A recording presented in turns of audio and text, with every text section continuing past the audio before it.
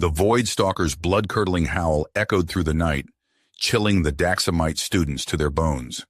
Horus and his 11 classmates huddled together, their purple skin flushing pale, as the human colonists of New Eden rushed to battle stations. Colony Director Donald Robinson strode out to meet the terrified students, his rugged features etched with grim determination. He quickly explained the situation. An invisible apex predator, capable of shredding steel with its claws, had been terrorizing the settlement. Now it was time for the humans to strike back. Robinson unveiled a cunning trap. The colony's outer walls had been coated with pheromones to enrage the beast, luring it into charging headlong into an electrified barrier. Once stunned, the humans would bombard it from all angles, negating its regenerative abilities. Horus watched in a mix of horror and fascination as Robinson himself baited the Voidstalker. In a lightning-fast blur of violence, the plan unfolded perfectly. The creature shrieked and spasmed as electricity coursed through its body. A barrage of human weapons fire followed, and in moments, the once mighty Voidstalker lay dead at Robinson's feet.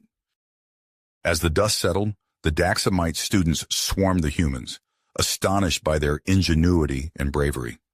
Some were troubled by the way these physically inferior beings had used trickery and technology to fell such a formidable foe. But Horus saw an opportunity.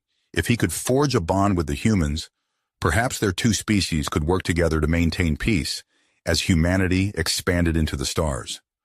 The alternative, endless conflict and bloodshed, was too grim to consider. The future of their races would be decided here, on the galactic frontier, by the children of two proud civilizations.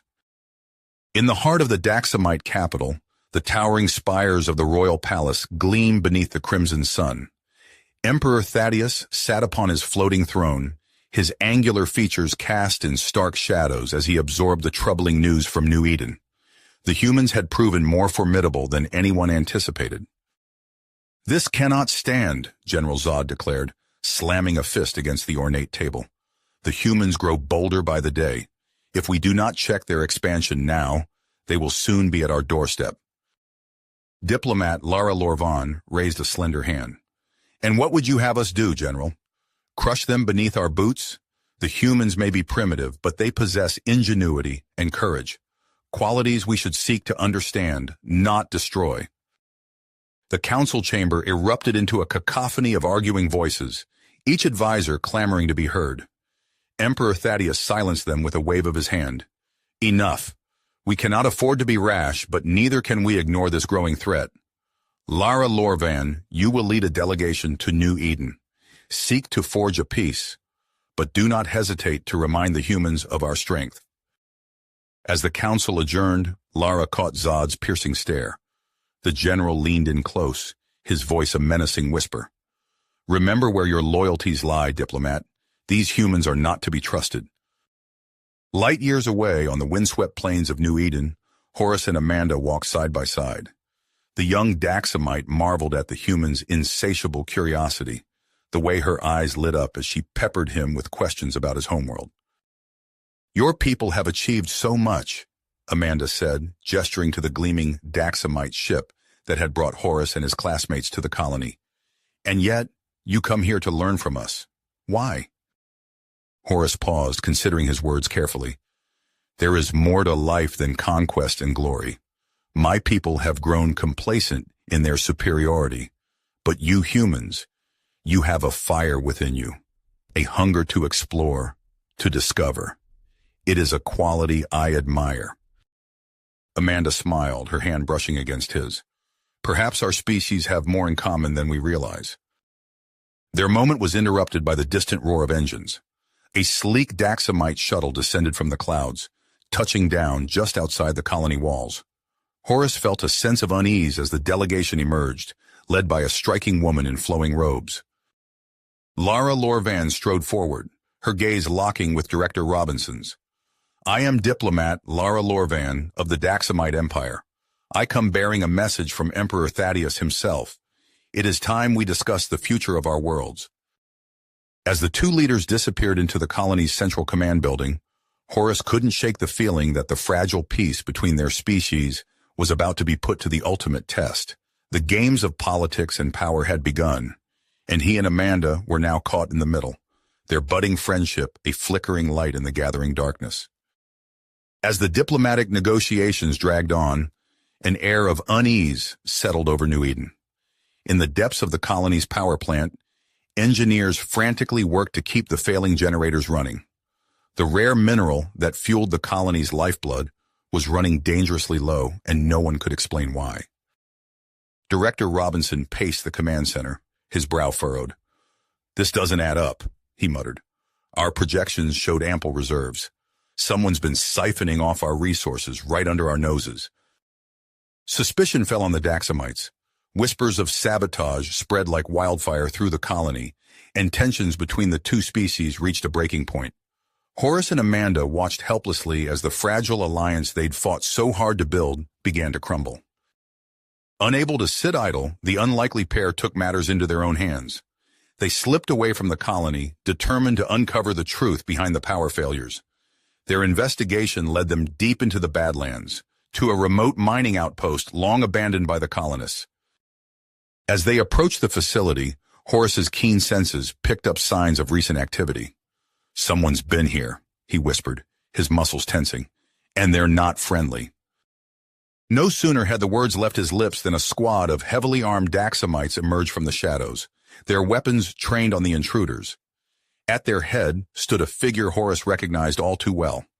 General Druzod, a hardline extremist known for his disdain for humanity. "Well, well," Druzod sneered. "What have we here? A traitor and his human pet, sticking their noses where they don't belong." Horace stepped forward, shielding Amanda with his body. "What are you doing here, Zod? This outpost belongs to the colony." "Not anymore," Druzod replied, his eyes glinting with malice. "Your precious emperor has grown weak, boy. He would have us grovel before these primitives. But I will restore our people to their rightful place as masters of the galaxy." As Druzod monologued, revealing his plan to stage a coup and seize control of both New Eden and the Daxamite throne, Horace's mind raced. He knew they were outmatched and outgunned. Their only hope was to get word back to the colony before it was too late. In a burst of desperate speed, Horace launched himself at the nearest guard, disarming him in a blur of motion. "Run!" he shouted to Amanda as laser blasts filled the air. They fought their way out of the outpost, Horace's superior strength and speed against Druzod's ruthless tactics. By the time they reached their shuttle, both were battered and bleeding. But they couldn't stop now. The fate of two worlds hung in the balance. As they raced back to New Eden, Horace's mind churned with the implications of Druzod's plan.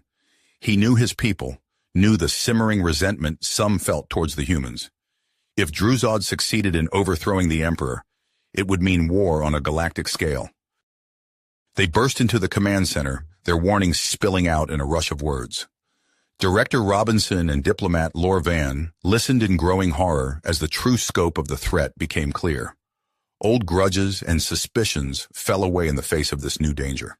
They had to work together, or all would be lost. As alarms blared and soldiers scrambled to battle stations, Horace pulled Amanda aside. "I never meant for you to be caught up in this," he said softly. "I'm sorry." Amanda squeezed his hand, her eyes fierce. "I'm exactly where I need to be. We're in this together, Horace, no matter what happens." Outside, the first explosions lit up the night sky. Druzod's forces had arrived, and the battle for New Eden had begun. Horace and Amanda exchanged a look of unbreakable spirit. They knew the odds were against them, but they also knew that sometimes the strongest bonds were forged in the fires of adversity. Together they would stand against the coming storm and pray that the dawn would still come. The ground shook as the first volley of Druzod's forces struck New Eden. Alarms blared, and colonists scrambled for shelter. In the command center, Director Robinson's face hardened as he surveyed the holographic battle map. "So much for diplomacy," he muttered, turning to Lara Lorvan. "Madame Diplomat, I believe we're out of options." Lara nodded grimly. "Indeed, we must unite against this threat." She tapped her wrist communicator, barking orders in rapid-fire Daxamite. Outside, chaos reigned. Energy beams lanced through the air, carving molten furrows in the colony's defenses. Horace and Amanda sprinted through the streets, dodging debris and helping injured colonists to safety. "We need to get to the armory," Amanda shouted over the din. "Level the playing field." They rounded a corner and froze. A squad of Druzod's soldiers stood before them, weapons raised, Horace's muscles tensed, ready to spring into action. A piercing whine filled the air. Suddenly, the renegade Daxamites were engulfed in crackling energy fields, their bodies contorting in agony before collapsing. General Jax strode forward, flanked by a contingent of loyalist troops. "Your timing is impeccable, young Horace," he said, his voice cold and precise. "The Emperor sends his regards." The battle for New Eden intensified. Human colonists fought alongside Daxamite loyalists, their disparate technologies and tactics blending into a formidable defense. Horace found himself in the thick of it, his superhuman strength and speed making him a one-man army. Amanda proved equally vital. Her knowledge of the colony's systems allowed her to coordinate their forces, turning New Eden's infrastructure against the invaders. Power conduits overloaded, automated defenses sprang to life, and holographic decoys drew enemy fire. But Druzod was not to be underestimated. His forces pushed relentlessly inward, their superior numbers threatening to overwhelm the defenders. In the command center, Director Robinson and Lara Lorvan worked feverishly to hold the line. A deafening explosion rocked the building. Through the smoke and debris strode Druzod himself, flanked by his elite guard. Before anyone could react, he seized Lara, a cruel smile playing across his face. "Your Excellency," he drawled into a communication device, "I have a proposition for you." Across every screen and holographic display in New Eden, Druzod's face appeared. He outlined his demands with cold precision, holding a blade to Lara's throat. Horace watched the broadcast, his fists clenched in fury. He turned to Amanda, tenacity etched in every line of his face. "We have to save her." Amanda nodded, already pulling up schematics of Druzod's captured command post. "I've got an idea, but we'll need help." They assembled a strike team, a mix of human special forces and Daxamite warriors. Using Amanda's hacked schematics and Horace's inside knowledge of Daxamite security protocols, they infiltrated the enemy stronghold. The rescue mission progressed smoothly until they reached Lara's holding cell. As Horace disabled the force field, a slow clap echoed through the chamber. Druzod emerged from the shadows, his eyes gleaming with malice. "I had such high hopes for you, Horace," he said, circling the group. "You could have been part of something greater. Instead, you choose to side with these primitives." Horace stood his ground.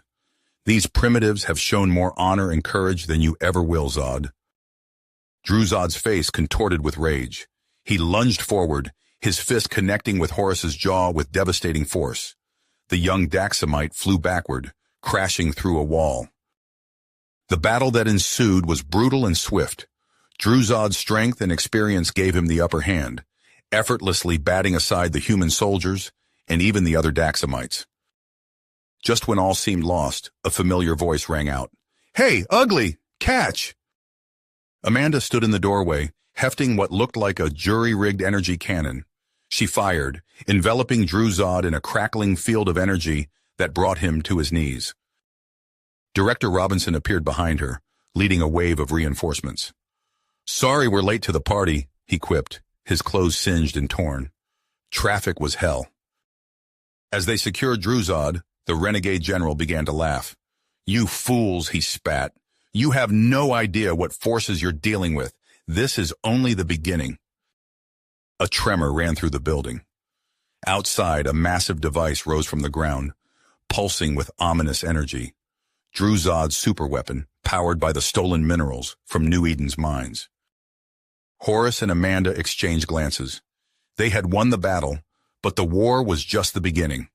As alarms blared and troops mobilized to face this new threat, one thing was certain: the fate of two worlds hung in the balance, and the real test of their newfound alliance was about to begin. The superweapon's energy pulse faded, leaving an eerie silence in its wake. Horace blinked, his ears ringing as he surveyed the devastation around him. New Eden lay in ruins, smoke rising from crumbled buildings and shattered defenses. "Amanda?" he called, his voice hoarse. He spotted her crumpled form nearby and rushed to her side. She coughed, blood trickling from the corner of her mouth. "Did we win?" Horace nodded, cradling her head gently. "We did. Zod's gone." Amanda managed a weak smile. "Good team, huh?" Their moment was interrupted by the arrival of Director Robinson and Lara Lorvan, both looking worse for wear. "Report!" Robinson barked, his eyes scanning the horizon. Lara's face was grim. "Drew Zod has fled. His remaining forces are in disarray, but he's still out there." Robinson cursed under his breath. "We can't let him regroup. We need to end this once and for all."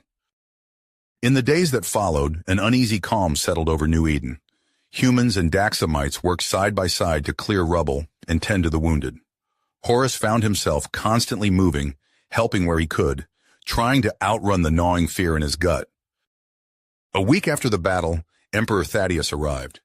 The Daxamite ruler's face was etched with sorrow as he surveyed the damage.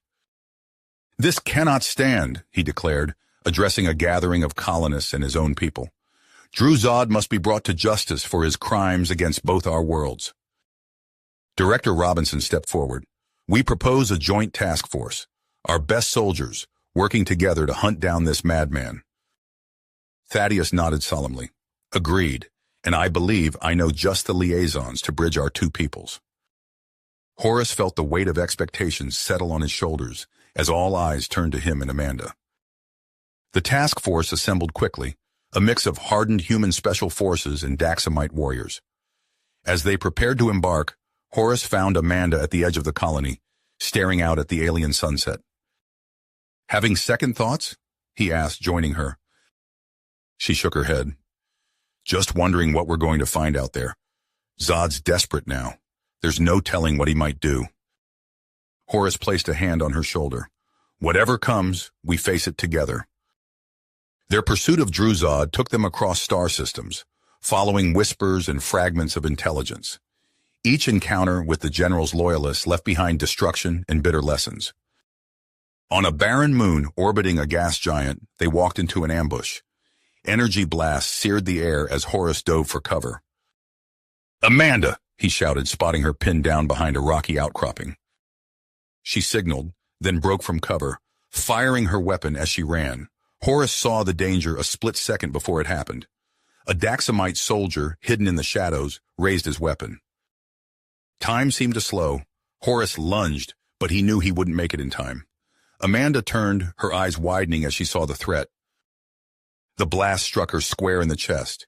She crumpled, her body going limp as Horace caught her.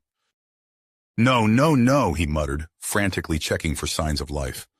Her pulse was weak, her breathing shallow. The battle raged around them, but Horace was oblivious to everything except the fading heartbeat beneath his hands. Days blurred together as Amanda fought for her life in the task force's makeshift medical bay. Horace refused to leave her side, his own wounds forgotten.